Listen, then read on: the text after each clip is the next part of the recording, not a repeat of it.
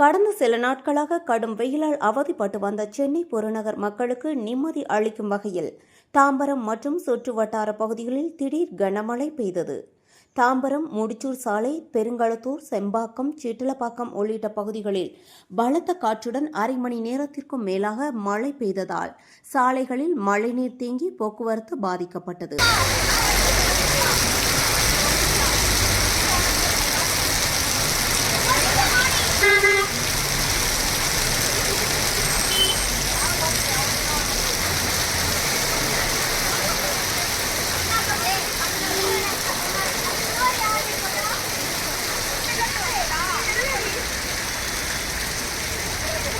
அதே நேரத்தில் நீண்ட நாட்களுக்கு பிறகு மழை பெய்ததால் வெப்பம் தணிந்து பொதுமக்கள் மகிழ்ச்சி அடைந்தனர்.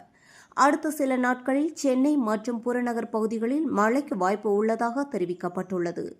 வேதா நியூஸ் டைம் செய்திகளுக்காக செய்தியாளர் ரமேஷ்.